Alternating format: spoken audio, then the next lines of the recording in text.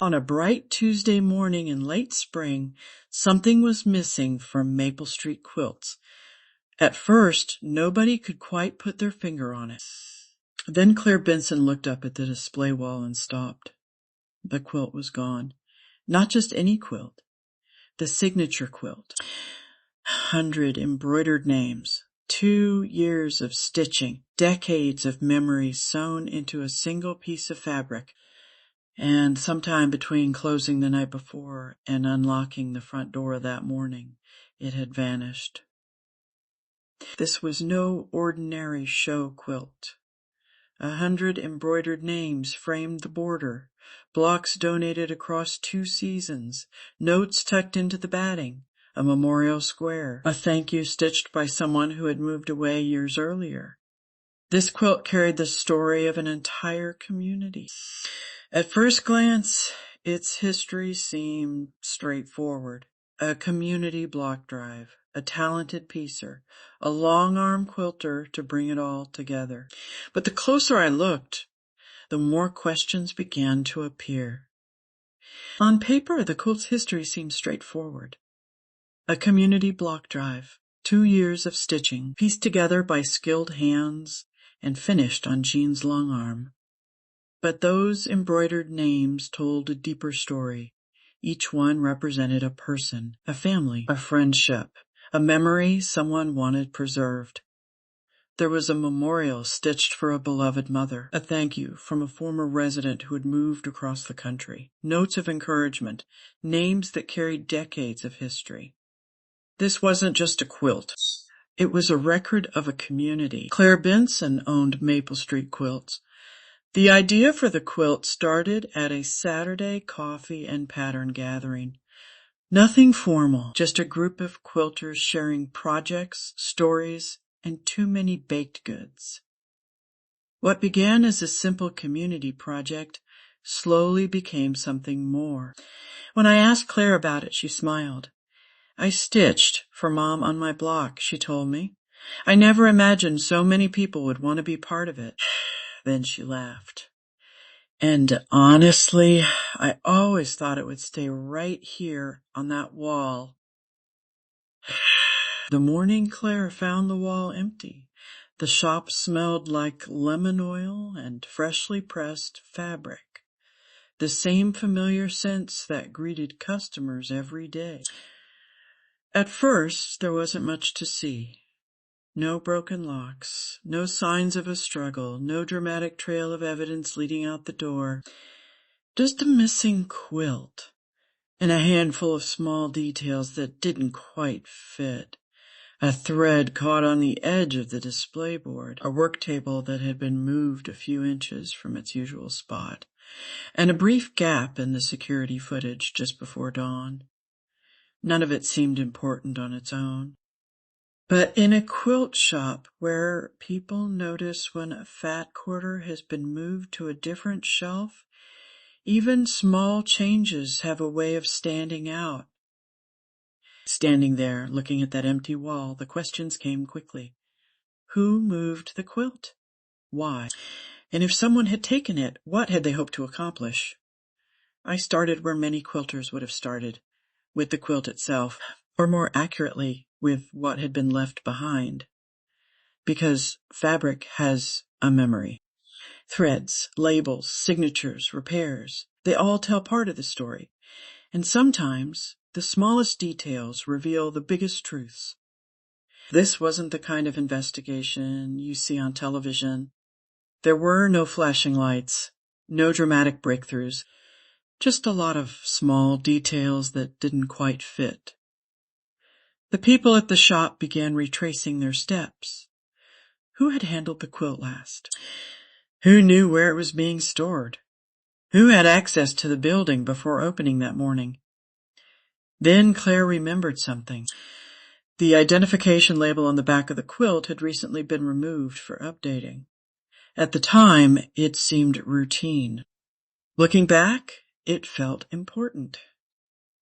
Because whoever took the quilt knew exactly what they were looking for. The signatures stitched into that quilt were more than names. Each one carried a story, Some were written in careful script, others in tiny block letters. A few included hearts, dates, or short messages meant for someone special.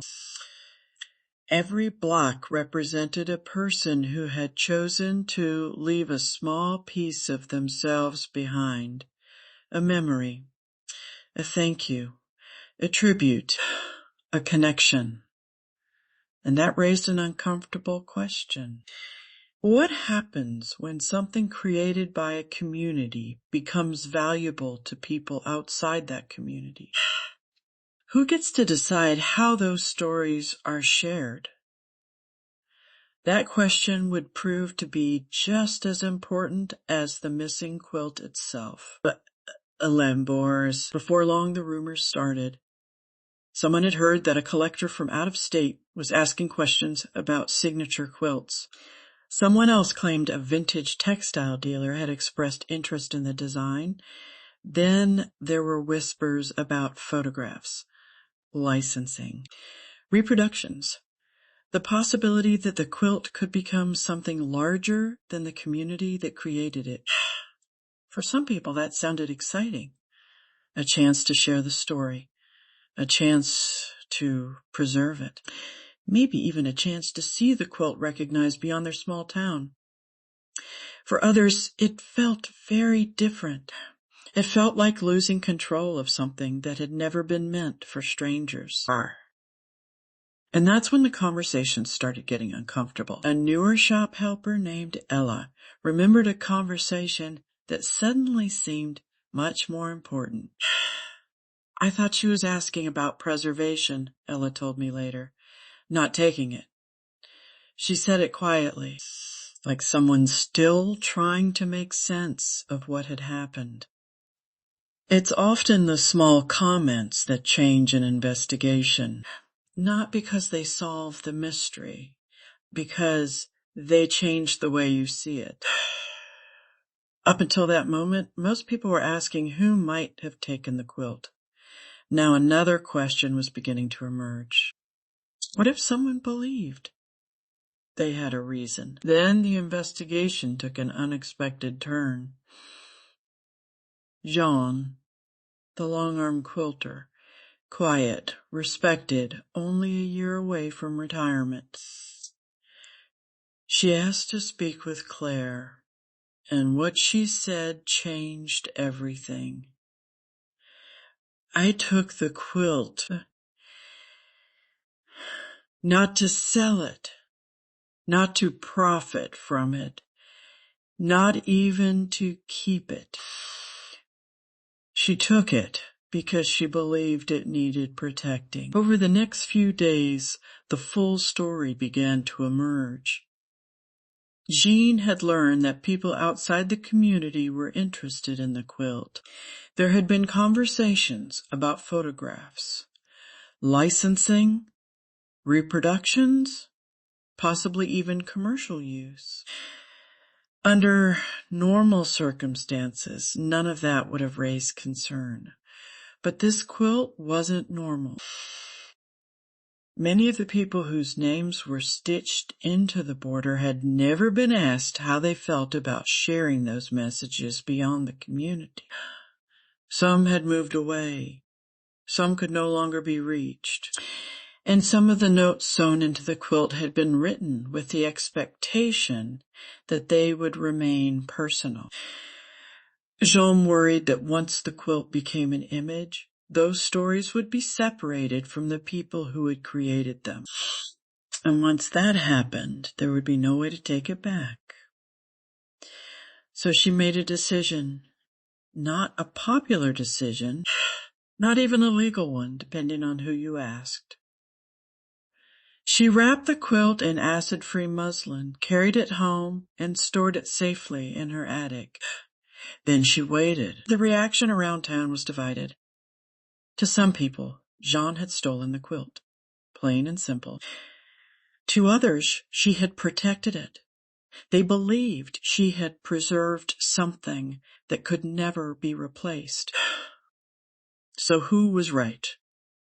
The more I thought about it, the harder that question became to answer, because this wasn't really a story about a missing quilt. It was a story about responsibility, about trust, and about who gets to decide what happens to a community's history. Sometimes the line between protecting something and taking possession of it is thinner than we'd like to admit. In the end, the solution didn't come from lawyers, judges, or outside experts. It came from a conversation. Claire, Jean, and the people whose names were stitched into the quilt. They gathered around a kitchen table one evening, surrounded by quilting books, half-finished projects, and cups of tea that slowly grew cold as the discussion stretched on. They listened. They disagreed. They asked difficult questions. And eventually they found common ground. Together, they decided the original quilt should be preserved in the local historical society's textile archive, where it could be protected and properly cared for.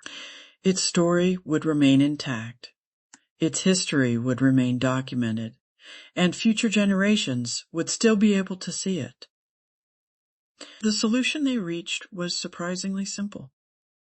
A replica quilt, created with permission and proper credit, would travel to the competition. The original would stay protected.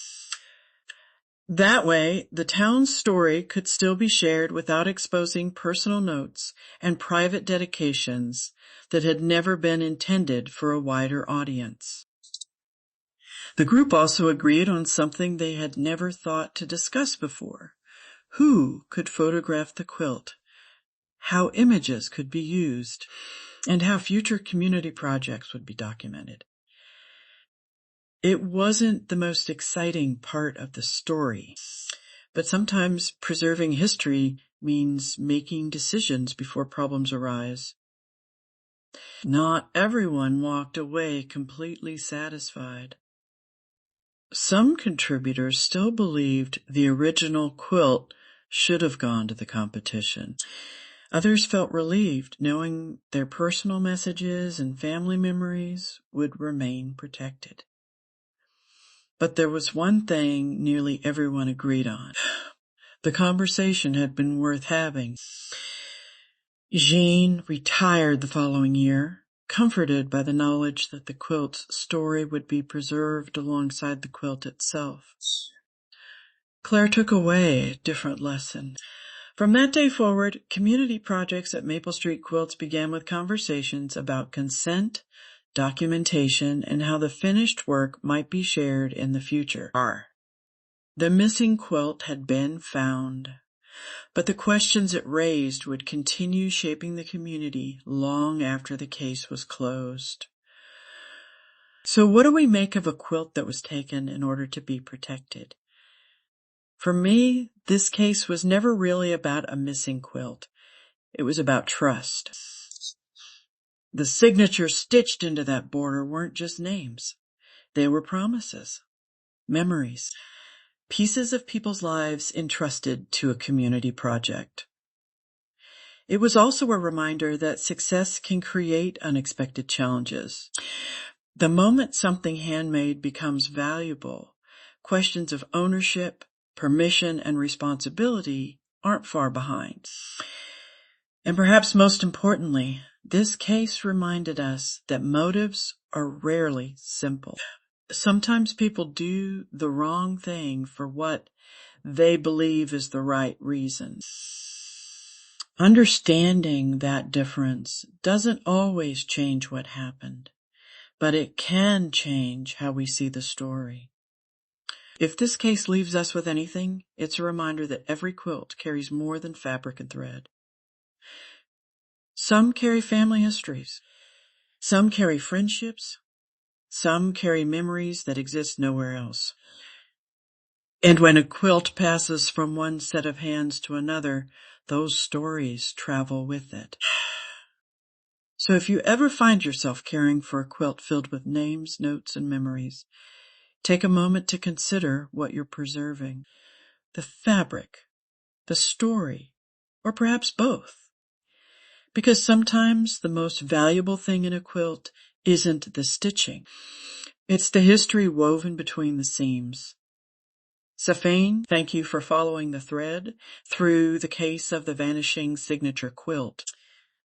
If you enjoyed today's investigation, be sure to follow Quilt Shop Mysteries, Murder and Mayhem so you won't miss our next case file. Because in the maker world, every project has a story, and some stories leave behind more questions than answers. Until next time, keep your eyes open, your thread untangled, and remember, the evidence is in the stitches.